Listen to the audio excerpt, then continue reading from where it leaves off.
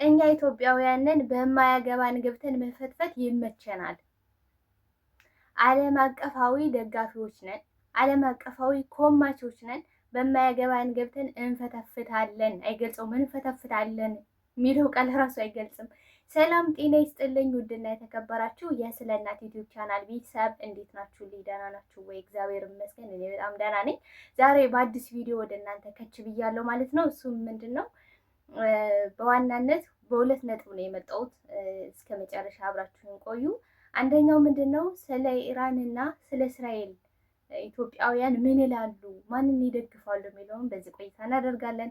ሁለተኛው ነገር ደግሞ ምንድን ነው?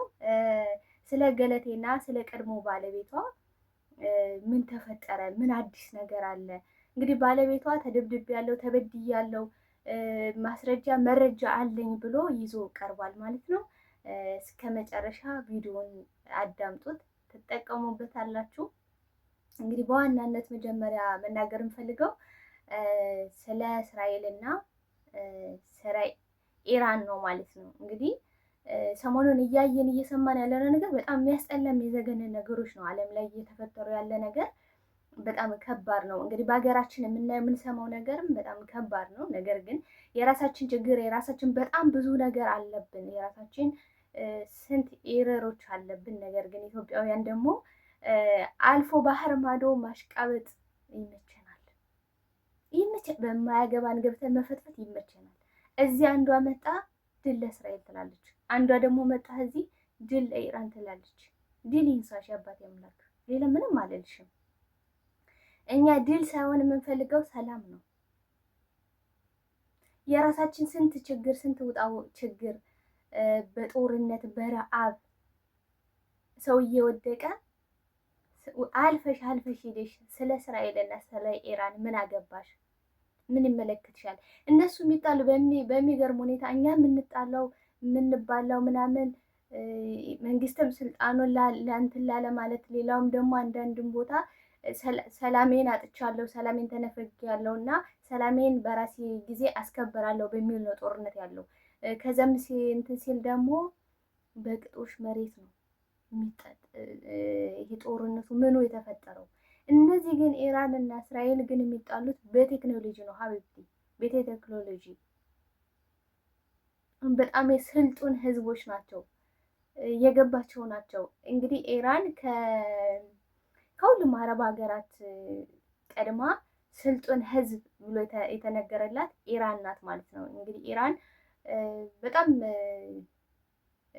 ግዙፍ ሀገር ናት። ግዙፍ ሀገር ናት የምላችሁ ከሁሉም አረብ ሀገራት ቀድማ የሰለጠነች በቴክኖሎጂ በተለያየ ነገር የሰለጠነችው መጀመሪያ ኢራን ናት። ኢራን ብዙ ታሪክ አላት የሚነገርላት ጥሩ ነገር። ግን አሁን ኢትዮጵያዊ ሄደሽ ኢራን እኔ ኢትዮጵያዊ ነኝ ብትይ አንቺን አያውቁሽም፣ አቤቲ አያውቁሽም። ከዚህ በፊት ለ2 ዓመት አንዲት ጓደኛ ኢራን ትሰራ ነበረ። ግን በብዙ ውጣ ውረድ በብዙ ችግር ገንዘቧን ይሄ የለፋችበት የላቧን እንኳን ተነጥቃ ወደ ሀገሯ ገብታለች። 2 ዓመት እንኳን መስራት ሳትችል ማለት ነው። አንቺ ኢትዮጵያዊ ሆነሽ እዛ ብትደግፊ ማንም አይሰማሽም፣ ማንም አይሰማሽ። ጦርነቱ የእምነት ጉዳይ አይደለም። ለእምነታቸው ምንም አይሰጣቸውም። ሲጀመር የእምነት ጉዳይ አስመስሎ ቲክቶክ ላይ እኔ ቲክቶክ ራሱ መግባት በጣም መረረኛ። አሁን በጣም እያስጠላ እያቅለሸልሽ ነው ሁላ ማለት ነው። በቃ የሚመስላችሁ ልክ ግብት ስትሉ መስላችሁ የሃይማኖት ጦርነት የተገጠመ ምናምን ነው የሚመስላችሁ ማለት ነው። ሰው እንዴት የሆነ ሀገር እየወደመ የሆነ ህዝብ እየሞተ እንዴት ይጨፍራል? በዛ ላይ እንዴት በሰው ቁስል በሰው ሀዘን ላይ ይጨፍራል? እንደ ኢትዮጵያውያን ግን የምር አሳፋሪ ትውልድ የለም። ኢትዮጵያውያን ብቻ ሳይሆን እንግዲህ በምናየው ነገር ላይ እንግዲህ እስራኤል የሆነ ችግር ሲደርስባት ጨፋሪዎች በጣም ብዙ ናቸው፣ ይጨፍራሉ። በቃ አልሐምዱሊላ በቃ ጭፈራው መንዞማው ምኑ በቃ ይጨፈራል፣ የሌለ ይጨፈራል። እኔ በጣም ይገርመኛል። ሰው እንዴት በሞት በውድመት እንዴት ይጨፍራል?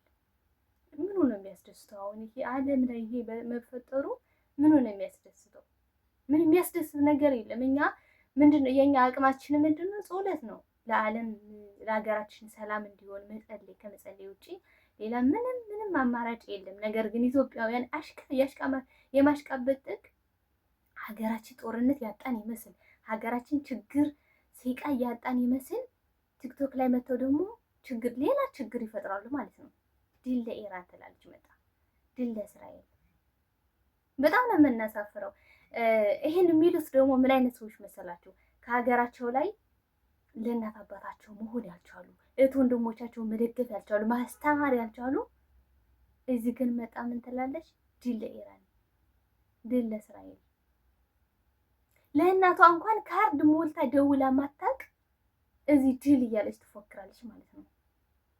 ለእናቷ እንኳን ካርድ ሞልቶ እንኳን የማትደውል ግን ድል ለእስራኤል እያለች ትጨፍራለች ማለት ነው። እኛ ሁሉም ሰላም እንዲሆን ነው የምንፈልገው። ዓለማችን ሰላም ሆና ሀገራችን ሰላም ሆና እንደፈለግን መውጣት መግባት ነው የምንፈልገው። አሁን የሚመስለን ይሄ ዓለም ላይ የሚፈጠረው ወከባ ምናምን ለእኛም ችግር ነው። በነገራችን ላይ ችግር ምን እንደሆን ልንገራችሁ። ችግሩ ምን መሰላችሁ? ይሄ ኢኮኖሚ አሁን የኢትዮጵያ ያለው ውድነት፣ ኑሮ ውድነት የሚባለው በዓለም ላይ እስካሁን የነበሩት ቀዝቃዛ ጦርነት፣ ውድመቶች ምናምን ነበሩ። እሱ ነው ይሄ የኑሮውን ውድነት ኦቨር እንዲያደርግ ያደረገው ማለት ነው። አሁን ቤሩት ብትሄዱ የኑሮ ውድነቱ በጣም ኦቨር ነው። እንደውም ኢትዮጵያ ለምን ነው የምትሉት? በጣም ኦቨር ነው። ለምንድን ነው ያ የሆነው? በጦርነት ወድማለች። የሚበላ የለም፣ የሚጠጣ የለም፣ ወድማለች በጦርነት እና በዓለም ላይ ይሄ ጦርነቶች ምናምን ሲመጡ የኑሮ ውድነት በዛው ልክ አሁን ከዚህ በኋላ እንዲያውም እስካሁን ካለበት ይልቅ አሁን በጥፍ ሊጨምር ይችላል። እያሟረትኩኝ አይደለም፣ ግን ይሄ ፋክት ነው። በቃ ይሄ ፋክት ነው፣ የሚሆነው ነገር ነው። እንግዲህ ጦርነቱን እግዚአብሔር አምላክ አቀዝቅዞት ለሁሉም ሀገራት እግዚአብሔር ሰላሙን፣ ፍቅሩን፣ አንድነቱን ሰጥቶ ወደ ቀድሞ ማንነታቸው ካልተመለሱ ለእኛም ቢሆን ችግር ነው እንጂ ጦርነት ያም ደገፈ ይሄም ደገፈ ከጦርነት የሚገኝ ጥቅም የለም። ግን በዋናነት ማለት የምፈልገው ኢትዮጵያውያን የራሳችን ችግር ስንት ችግርና መከራ እያለብን አታሽቃብጡ። ያስጠላል፣ ደስ አይልም። አታሽቃብጡ። አሽቃባጭ አትሆኑ ነው ማለት የምፈልገው። እንግዲህ እስራኤልም በብዙ የተነገረላት ናት። ቅድም ስለ ኢራን አውርቼ ነበረ። እስራኤል ሁላችሁም የምታውቁ ስለሆነ ይሄ ነው ማለት እስራኤልም ስልጡን ሕዝብ ናቸው። ብቻ እግዚአብሔር አምላክ ለሁሉም ሀገራት ሰላምን፣ አንድነትን ያምጣልን። ማለፍ የምፈልገው አሁን ስለ ገለቴና ስለ ባለቤቷ ነው። እንግዲህ ባለቤቷ ተደብድቧል፣ ጥርሱ ወልቋል፣ የስነ ልቦና ጫና ደርሶበታል። ለምንድን ነው ያ የሆነው? ይህ ሰውዬ ወንጀለኛ ከሆነ ሀብት ንብረቷን ዘርፎ ከሆነ ሀብት ንብረቷን አጥፍቶባት ከሆነ ለምንድን ነው ያልታሰረው? ወደ ህግ ለምንድን ነው ያልሄደው? ለምንስ ተደበደበ? በህግ ሲጠየቅ በድብደባ በወከባ ነው ወይ? አሁንስ ደግሞ ገንዘቧን ካወደመ ለምንድን ነው ለኢንተርቪው ተጠርቶ እንግዲህ ችግሩን ምኑን ማወቃችን በጣም አሪፍ ነው ብዬ አስባለሁ። ምክንያቱም ተደብቆ ቢቀር ኖሮ ይሄ ሰውዬ ወንጀለኛ ነው ብሎ ማንም ሰው ያምናል። እዚህ አንድ ነገር የተረዳሁት ነገር ምን መሰላችሁ? በራሴ በጣም አፍሬያለሁ። ያፈርኩበት ምክንያት ምንድን ነው? የሰው ልጅ የሆነ ነገር ሲመጣ ወደ ሚዲያ የሆነ ነገር ሲመጣ አንዱን ወገን ብቻ ሰምተን ሌላኛውን ሳንሰማ ምን የዛ ሰው ሀሳብ ምን ይሁን እኛ ሳንሰማ ሳንረዳ ወስነን ፈጥነን ውሳኔ ላይ እንደርሳለን ማለት ነው። ያን ሰው ውረጅብኝ እንወርድበታለን። ለምንድን ነው ያ የሚሆንበት ምክንያት? መጀመሪያ የወጣው በጣም ተበድያለሁ፣ በእንባ በለቅሶ በሁሉ ነገር የታጀበ ስለሆነ ኦኬ ልክ ነው ማለት ነው፣ እንደዚህ ተደርጋለች ብዬ እኔ ራሴ ቪዲዮ ሰርቻለሁ። ቪዲዮን ገብታችሁ ማየት ትችላላችሁ። ከዛ ይሄ ሰው የቀድሞ ባለቤቷ ግን መጥቶ በማስረጃ እኔ እንደዚህ ነኝ ብሎ ሲናገር ግን በጣም አፈርኩ። ቅስሜ ተሰበረ። ይገባችኋል? ቅስሜ ተሰበረ። ለምንድን ነው ሰው መሆን ያለበት አንድ አካል መጥቶ በእንባ በለቅሶ ተበድሎ ሊሆን ይችላል። አሁን እሷ ተበድላ ሊሆን ይችላል። እኛ ፍርድ እየሰጠን አይደለም። ለእሱም እየደገፍኩ ለእሷም እየደገፍኩ አይደለም። እንግዲህ ደጋፊ እግዚአብሔር ነው። እግዚአብሔር መንፈስ ቅዱስ በመሀላቸው ይግባ። ግን ምንድነው ሁለቱንም ሳንሰማ የሁለቱንም ሀሳብ አመዛዝነን ነው የሆነ ነገር ማለት የነበረብን። ግን እኛ በቃ በጣም ችኩል ስለሆነን የሰማነውን ያየነውን ብቻ ይዘን ሂደን እዚህ ሰውዬ ጋር ፈርደንበት ነበረ ማለት ነው። በጣም ፈርደንበታል። ሁላችንም ቪዲዮ ሰርተንበታል። ውረጅቢ ወርደንበታል። ሲያዝም ደግሞ ተያዘ ሲባል ምንል ብለን ጨፍረንበታል ማለት ነው። እና ይሄ መሆን የለበትም። ሚዛናዊ መሆን አለብን። እንግዲህ ከዚህ ሰውዬ እኔ የተረዳሁት የሆነ ስህተቶች አይቻለሁ። ነገር ግን ከሷም ስህተት ሊኖር ይችላል። ከሷ ስህተት አለ ብዬ የማስበው እሱ ምንድን ነው የሚለው በማስረጃ ነው። እንግዲህ ሰው እኔ በምን አምናለሁ መሰላችሁ? ሰው በማስረጃ ካለው በማስረጃ ከሆነ የሚያወራው ጊዜው የማስረጃ ነው። አሁን ጊዜው የማስረጃ ነው። እኔ እንደዚህ ነው ብላችሁ ሄዳችሁ ብትናገሩ ፍርድ ቤት ማንም አይሰማችሁም። ምክንያቱም ምን ያስፈልጋል? ማስረጃ ያስፈልጋል። እና ምንድን ነው የሚለው አብረን ሆነን 7 ዓመት ምናምን አሁን አብረው ከነበሩ 10 ምናምን ዓመታቸው ነው። ከዛ ከ3 ዓመት እና ከ2 ዓመት በፊት ምንድን ነው የሚለው ቸርች ስትሄድ አድርሻት እመለስ ነበረ፣ አብሬ አልገባም ነበረ። ያ ማለት ቀድሞ እምነቱን ቀይሮ ነበረ ማለት ነው። እንግዲህ ቀድሞ እምነቱን ቀይሮ ከነበረ በኋላ ብጣሽ ወረቀት ላይ ጽፎ ጸበል ሂጃለሁ ብሎ አለኝ ነው የምትለው ማለት ነው። እሱም ሂጃለሁ ነው የሚለው።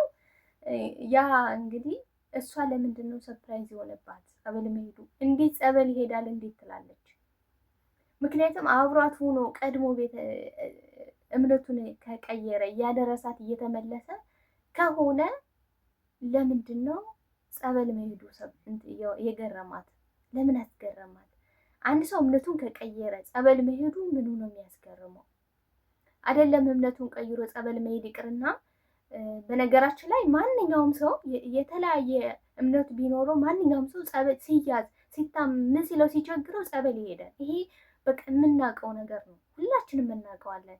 እና ጸበል መሄዱ ብላ የሆነ ስትናገር የሆነ ነገር ውስጤን ነክቶታል፣ መጀመሪያም ቢሆን ማለት ነው።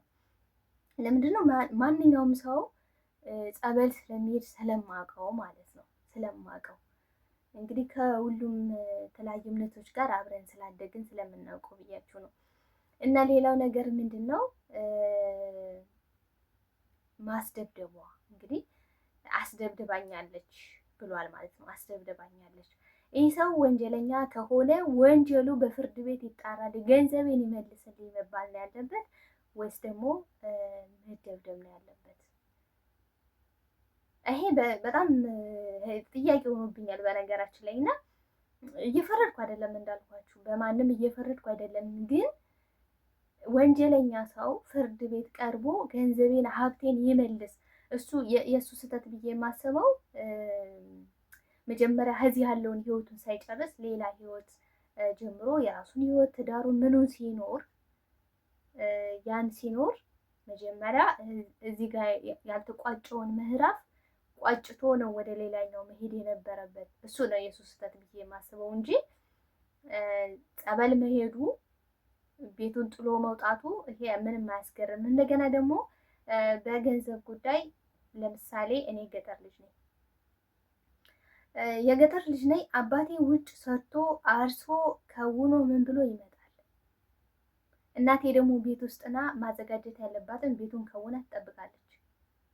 ግን አባቴ ያን ገንዘብ ሲያመጣው እኔ የለፋውበት የኔ ብሎ አይደለም ለቤቴ ብሎ ነው የሚያመጣው። ተረታችኛል? ለቤቴ ብሎ ነው የሚያመጣው። እና እሷ ደግሞ እንግዲህ በሩጫው እያገዛት እየረዳት ቤት ውስጥ ሆኖ ቤት ያሉትን ነገሮች እያስተካከለ ብቻዋን አይደለም እኮ የምትኖረው ጎበዝ፣ ብቻዋን አይደለም የምትኖረው። እሱ ቤት ውስጥ ሆኖ ነገሮችን እያስተካከለ ቤት ጠብቆ እየቆየ እሷ ደግሞ በምትችለው ሩጫ ሮጣ መታ ያ የምታመጣው ገንዘብ የጋራቸው እንጂ እሷ ብቻ ሊሆን አይችልም ጎበዝ። ምክንያቱም አንዳቸው በውጭ አንዳቸው በውስጡ ነው እየሰሩ ያለነች ሰዎች። እሱ ያለ እሷ ድጋፍ ምንም ነው። ባሏ ነው አይደል? ባሏ አካሏ ነው እሱ ያለ እሷ ድጋፍ ምንም ነው። እሷም ደግሞ ያለ እሱ ድጋፍ ምንም ናት። ስለዚህ የእሷ ገንዘብ ስለ ገንዘብ ያነሳውበት ምክንያት ምን መሰላችሁ? የእሷ ገንዘብ የእሷ ነው። ስለ እሷ ገንዘብ ምንም አይመለከተውም። እሷ ያመጣችውን ገንዘብ ቁጭ ብሎ ሊበላ ነው ወይ የሚሉ ሰዎች ስላየውኝ ነው። እና በባልና በሚስት ምክንያት የአንተ ገንዘብ የአንቺ ገንዘብ የሚባል ነገር የለም። ለምሳሌ እሱ ቢሆን ኖሮ ውጭ ሩጡ የሮጠው እሷ የእሱ ገንዘብ ብላ የምትተውለት ነው እንዲህ የሚመስላችሁ? እሱ ነው የሮጠው፣ እሱ ነው የለፋው። እኔ ደግሞ ቤት ውስጥ ተቀምጭ የቤቱን ነገር ከውኜ ቆይቻለሁ እና እሱ ከኔ በላይ ስለለፋ ከኔ በላይ የሩጫውን ይሄ ቀላል ነገር አይደለም። ሩጫ መሮጥ ደሟ እስኪያልቅ ነው የምትሮጠው። የምትፈልገውን ምግብ አትበላም። ብዙ ነገሮች አሉ፣ በጣም ብዙ ነገሮች አሉ። ግን ያ ሁሉ እንዳለ ሆኖ በእሷ ቦታ እሱን ብናደርገው የእሱ ገንዘብ ነው፣ እሱ ነው የሮጠ። እኔ ቤት ከውኜ ቤት ጠብቄ መኖሬ ይሄ የሴት ባህሬ ነው፣ ይሄ ሴትነቴ ባህሬ ነው፣ በቃ ምንም ችግር የለውም የምትለው እንደ የሚመስላችሁ ያረጎበት እየተሳሰብን እንጂ ግን ለሁሉም ነገር ግን ባንቸኩል ባንፈርድ የሁለቱንም ሀሳብ የሁለቱንም ነገሮች ሰምተን ከዛም በኋላ ብንናገር ብናወራ መልካም ነው ብዬ አስባለሁ። ከራሴ ጀምሮ እኔ በጣም ነው ያፈርኩት። በጣም ይቅርታ ማለት እፈልጋለሁ። ለምንድን ነው ይቅርታ ማለት የምፈልገው? እንግዲህ ቸኩዬ ውርጅ ቢወርጅበታለሁ የሁለቱንም ሀሳብ ሳንሰማ። እሷም ግን አልተጎዳችም ማለት አይደለም። ግን ደግሞ የአንዱን ወገን ብቻ ሰምተን ኋይ ማለት ምንም ጥቅም እንደሌለው ከዚህ ተምሬያለሁ ማለት ነው። ሁላችሁም ላይክ አድርጉ፣ ቤተሰብ ላይክ አድርጉ፣ ሌሎች ቤተሰብ እንዲደርስ አድርጉልኝ እና ኢትዮጵያውያን እግዚአብሔር አምላክ አገራችን ሰላም አድርጉልን። ሰላም፣ ፍቅር፣ አንድነትን ሰጥቶን የምንተሳሰበበትን ይስጠን። እውነት በሌላ በማያገባንም በሚያገባንም በሁሉም ተጋጭተን ምንም የምንዘልቀው ነገር የለም እና እግዚአብሔር ሰላሙን፣ ፍቅሩን፣ አንድነቱን ያድለን። ሁላችሁንም እወዳችኋለሁ። አብራችሁኝ ስለነበረን ቆይታ እጅግ አድርጌ ነው ማመሰግነው። ሼር በማድረግ ለሌሎች ቤተሰብ እንዲደርስ አድርጉልኝ። ሁላችሁንም እወዳችኋለሁ፣ አከብራችኋለሁ። ባይ ባይ።